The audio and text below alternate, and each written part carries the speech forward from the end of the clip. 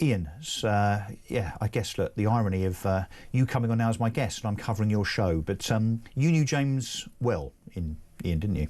Yeah, I did. Hiya, Russell. I knew him for about 30 years. I was just working it out, actually, when when we heard this news, and he said, I spoke to him around about 6 days ago when he was in the hospice, and he said, make sure you're on air when the news breaks. And of course, I wasn't on air when the news broke. Well, you nearly were. It's your show. Yeah, I nearly was, yeah. But he would have found that quite funny, actually. And the strange thing is, I was just looking, and this is just sort of the story of James and kind of what he was about and what he represented in this genre of broadcasting. And you've been playing some of the clips I've noticed since you've been on air. What we do now at Talk, visualizing radio and trend setting that, now the industry across the board tries to copy what we've been doing for a good while now. But James, as a kind of lone standout character in this genre, was doing this way back. I first heard about James through a mate who lived in an area when ITV was all broken up into different regions, and the James Whale radio show, which was his radio air show, which was then broadcast on television. But you could only see it firstly in that region, and then it spread across the regions. And a mate of mine said, you've got to look at this guy. He said, he's unbelievable. And he used to send me the VHS tapes of this guy called James. Well, I couldn't believe it. He had just all these mad guests on, great musicians, top guests, oddballs, phone-ins. He was doing the lot from I've used the word in pioneer a number of times. I mean, did you think he was our own version of Howard Stern? I mean, Howard Stern's probably, equally famous globally in terms of, because no one's used this term yet, and I'm not sure it's appropriate or not, but I think James would like this. The original shock jock. Yeah, I think that's exactly what it was. At that time, regional radio was kind of broken up into, obviously, I don't know how many parts across the country, 30, 40 radio stations, and a lot of them specialised in having sort of late-night phone-ins. That became a sort of staple. 10 o'clock at night, they all did it. But only a few of them ever really stood out. But the one that really jumps out to everybody in the industry, which is why James went from being local to national, was James Whale. And he was doing this show and cutting people off and having fun. And the kind of humour of the time is, a lot of the woke brigade would go absolutely, tonto these days with some of the stuff that went on and how he got away with it. But it was brilliant. It was in context. And he did it really easily. And he said to me a load of times afterwards that he never actually found it that easy in some respects, because he said he sort of puts on a bravado that he kind of very nicely melts into. And Charlie Mullins was just making the point that, off-air he was a different character. I mean, James was very opinionated still. But he was, as I said to Charlie, he's a performer, he's an entertainer. I mean, maybe he turned himself on air into a little bit of a caricature of himself, perhaps, for the purposes of entertaining. And he did. He entertained the bloody nation, and he's done it for 50 years. Absolutely. That's exactly what he did. He was entertaining. And even if he had that, in our industry, the real key to the greatest are those that have people listening to them, whether they like them or not. And that's exactly what he had. So even people that would say, I can't stand that James Whale, bloody big mouth and all the rest of it, never lets people get their say, cuts them off when he disagrees, and all that kind.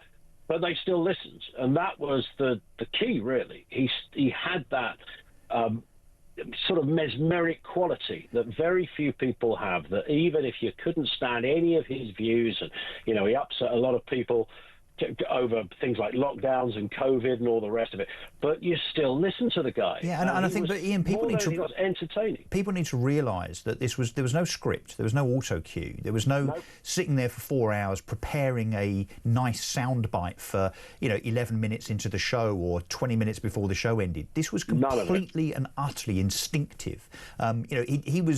He may have been a bit of a caricature, I think, sometimes, maybe, over-egged things for the purposes of entertainment because he was an entertainer. But this was natural. It was instinctive. It was him, wasn't it? Yeah, it was totally that. I mean, he never, ever wrote anything down. He never read, apart from when he was asked to read out something that was a commercial or a promotion for another show. And he probably ad-lib around that.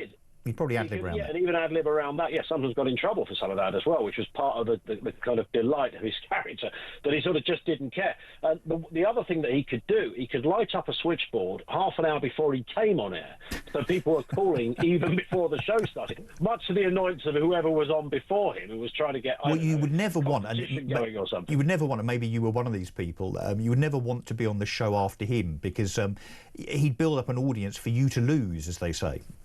Well, absolutely. I don't mean you specifically, Ian, by the way. I mean people generally. Yeah, but it was. I mean, when I started in national radio, it was, for about 5 years, we were on After James, and we used to do these funny I'd go into the studio and do the handover thing, which we still do, of course. And they would sometimes go on forever, and you never knew who was going to be in there. It could be Cleo Roccos from the Kenny Everett Show.